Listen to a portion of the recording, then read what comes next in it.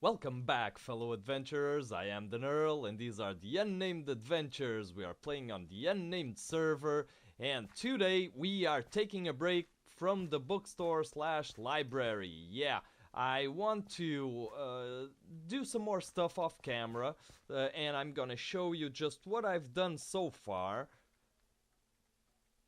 Can you see it? I'm guessing you can. So these little details are what's going to make this build. Well, not exactly, but they're gonna bring this build to life. And I just spent like in an hour and a half just stacking up and coming down and stacking up, building up, coming down. And this has to be made out of oak so that it looks lighter. Uh, but yeah, uh, this is what I've done so far. I am reasonably happy with it. Uh, and yeah, we are taking a break from it. I hope you like this little pattern here. I like it. I like it. It took me a while to figure it out, but in the end, it turned out okay. So, what are we doing today? Today, I want to make something that involves the community. So this is going to be more off-camera work. It's gonna it'll have to be. It'll have to be because uh, it's gonna take a while and it's very repetitive work. So what I am bringing you today is I want to bring PvP into the server. Just a little, it's not like it's not already there, but I really like the concept of the death games that the guys in the Minecraft server adopted. So I want to do something very similar. Although since we are low on resources, uh, I am not going to be putting in that armor concept, so I won't be supplying the armor. Anybody who wants to join will have to maintain the armor themselves. However, I will have a set of rules for this to try and balance it out as much as possible, and of course, most probably, a lot of tweaking is going to be necessary. So, that being said, we have to get started on redstone. Yay! I am, yeah, I am guessing you guys are just aching to watch me do redstone. Yeah. So I'm going to get the basic stuff sorted here. Um, See if I have all the supplies. Probably go ahead and uh, get this get the redstone reasonably functioning, and then go over it with you guys. So yeah, let the games begin.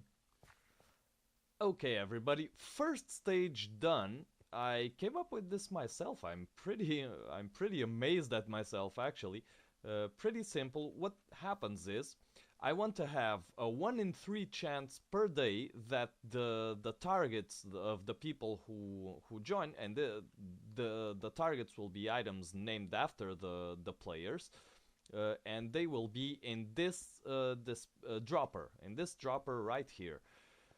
There will be several names and others coming in, and there will be a 1 in 3 chance per day that they will switch. And I want them. Actually, this isn't the randomizer yet. This is just the thing that will dispense 3 names into this chest.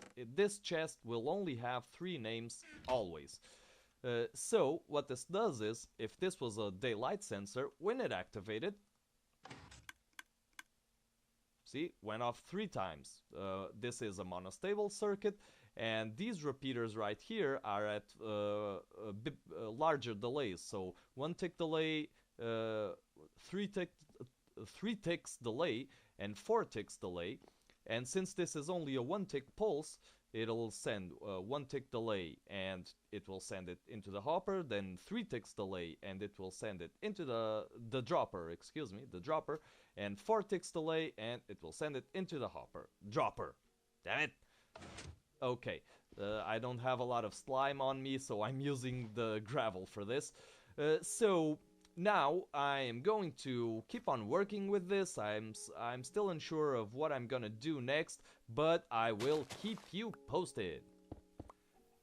Alright everybody, I have been tinkering with this for a long while. This took me a lot of time to figure out, but we now have ourselves a randomizer. So once every 3 times, you can see there are 9 slots here, and 3 of which are buckets. We have ourselves a bucket filter here. You can see here, whenever a bucket comes into this hopper, which is pointed into this dropper, if this dropper sends in a minecart, this hopper will push it right back, because it can't go down, because it has a filter here. If it sends in a bucket, it will go down and into here. There will always be one here. The next one it sends, whenever it sends another bucket, this one will be able to come into this dropper, because this redstone torch will turn off, because the system is filtering another bucket. So we're taking advantage of that.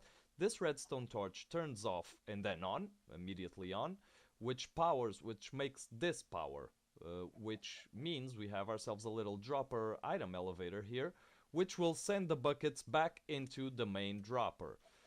So this is effectively a 1 in 3 randomizer. We could randomize it differently, but I am going for 1 in 3. So once a day, a daylight sensor will trigger this. This is simulating the daylight sensor.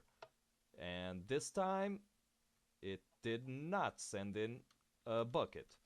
So you can see here, we can do this for some time, and then we might just we might end up adjusting the probabilities. See, there it went, and now it still has 16 in each and 15 here. So now I think this was the main yeah, this was the most problematic thing I was thinking about.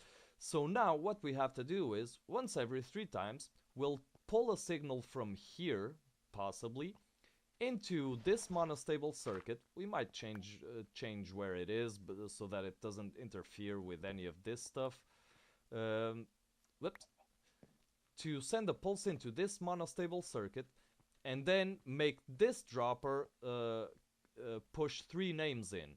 And then we're gonna have to add a button system, so something that will go directly into the circuit to clear the names that are already there. And then I'm gonna have to think of a way to unlock, in order to clear the names. This is all some junk I had on me.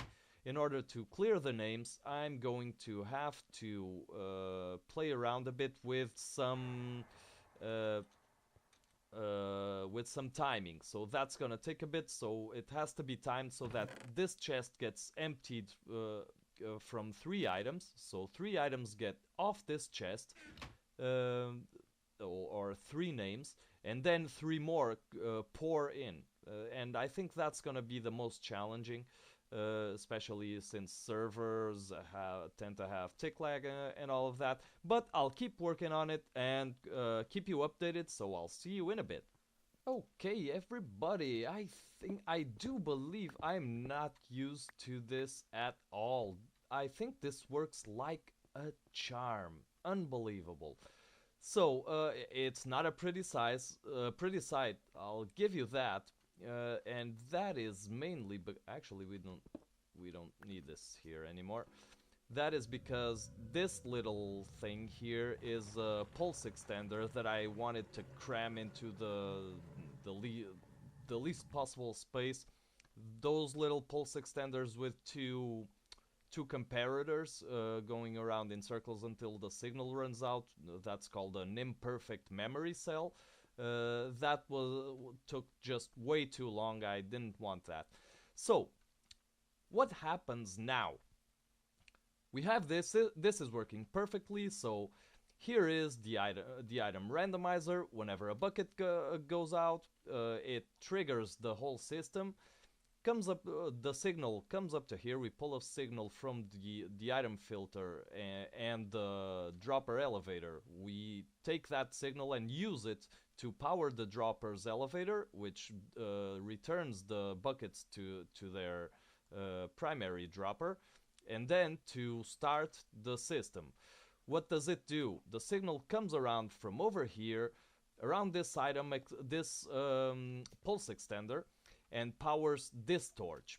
What does this do? This unpowers this hopper and allows this chest where the names will be to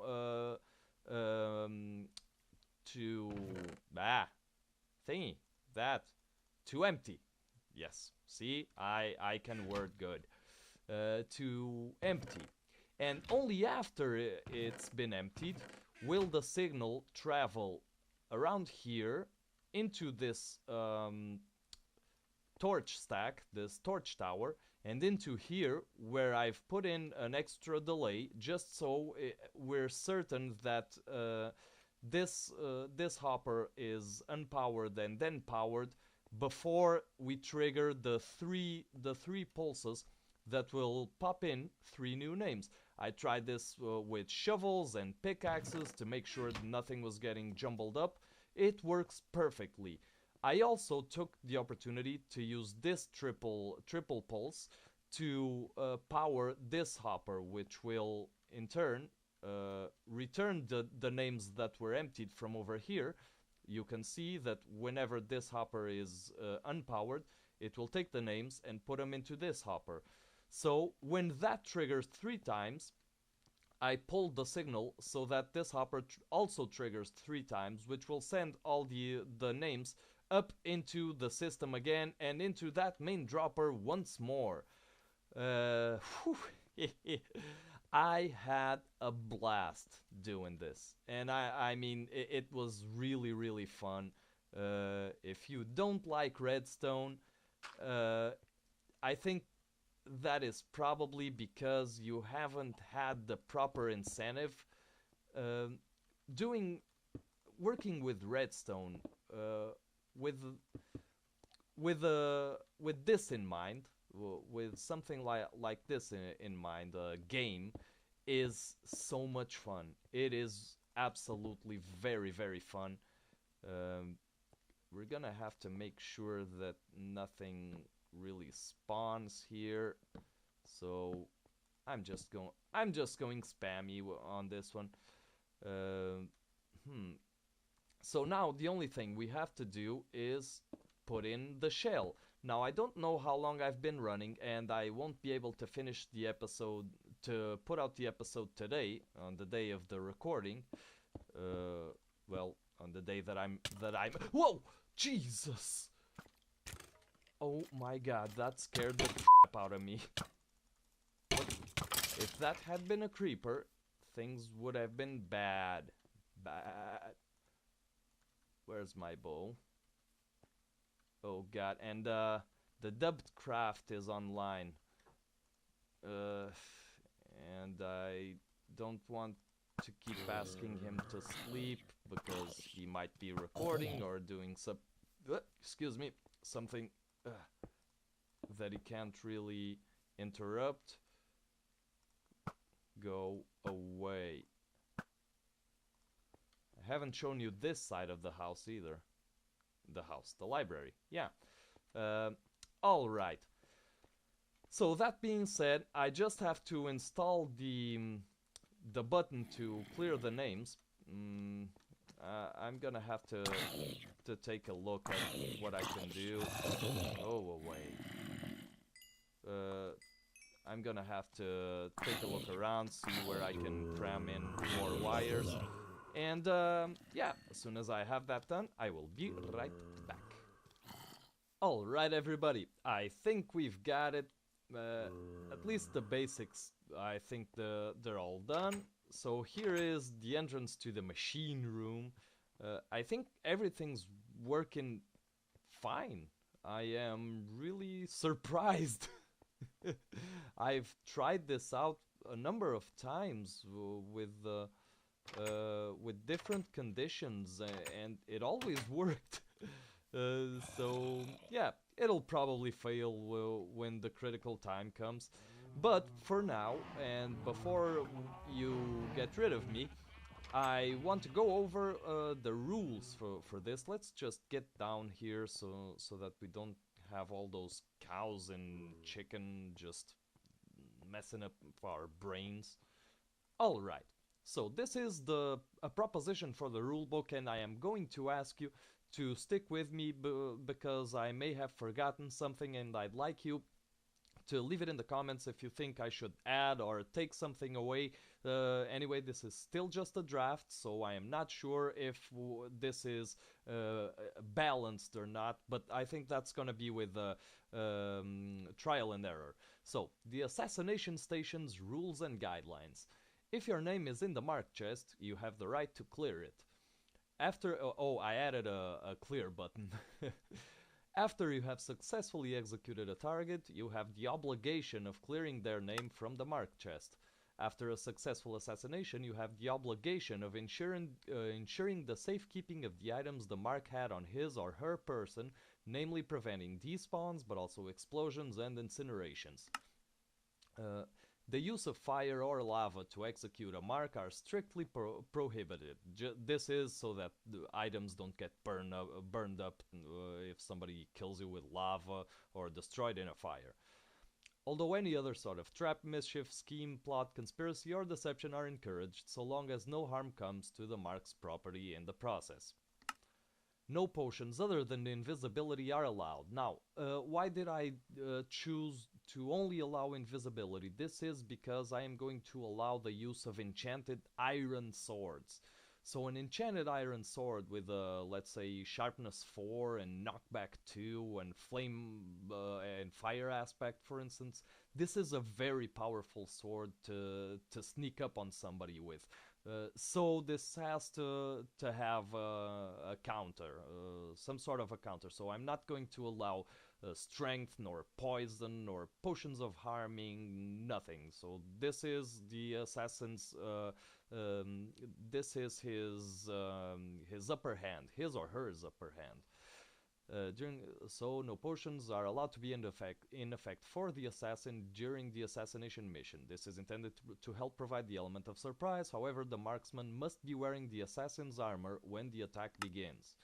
The assassin's armor will be comprised of gold armor with any enchantments the assassin is able to conjure. Alternatively, the assassin may use red, white, black, or yellow leather armor, or any combination of said colors, also fitted with any enchantment. So, of course, it's always better to have gold armor, but the coolness factor of being able to dye a leather armor, I think it also adds something that if people imagine people get into the game and everybody just uses gold armor. Might think, well, let's try red, yellow, and black leather armor and see if he or her or she doesn't suspect or doesn't remember that this might be an assassination mission. So it's also to add a little variety to it. So there. Now, all weapons are allowed for the assassination, including flame bows and fire aspect swords. So I'm clearing this up because I said it wasn't allowed to use fire or lava, but flame bows and fire aspect swords don't have the risk of burning items, so it's okay to use them. Now, and I'm still in doubt if I'm going to allow if we should allow the goal. This isn't me. This is a community thing. So these things have to have some sort of input from the others. If gold armor should be allowed because this is all weapons with all enchantments is very very powerful. Gold armor might be too much. I don't know yet. So the swords must be named Assassin's Dagger and the bows Assassin's Bow.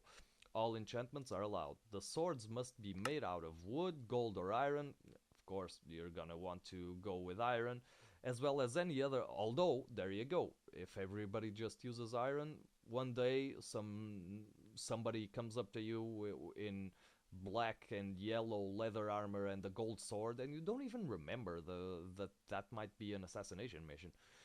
As well as any other weapon the assassin chooses to bring to the mission. These other weapons, oh goodness, I was thinking about something else. These other weapons must be named assassins. Weapon type here.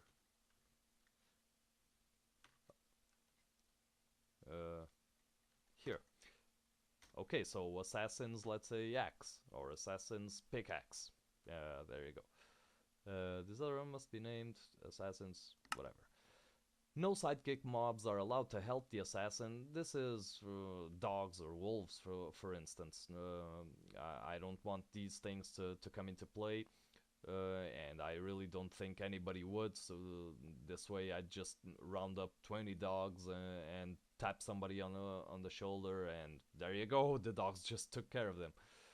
Although it is permitted to set up a trap with aggressive mobs, so let's say you have a mob spawner or something like that, some sort of mob grinder, as long as it doesn't use fire, so don't push anybody into a lava blade.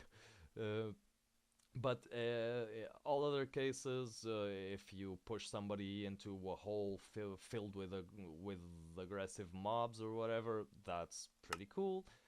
After a successful assassination, the mark is obligated to pay 1 diamond to the assassin. Alternatively, the mark may try to settle for any other commodity the assassin is willing to accept. It is not allowed to pardon the debt. So the assassinee the assassinee may try to barter with the assassin. Say, well, won't you take a stack of this instead of the diamond or something like that? But or won't you? I'll give you my sword if or my pickaxe or something.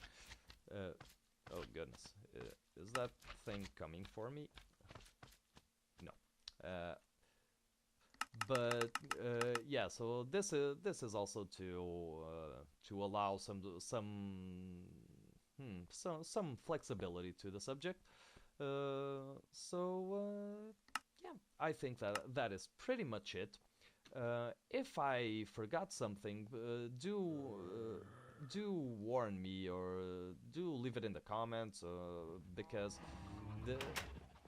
this really isn't something that's gonna go right the first time. So yeah, I hope you've enjoyed the episode. If you did, please make sure to leave a like, always very appreciated. And so without further ado, I have been the Earl, and I hope you have an awesome day.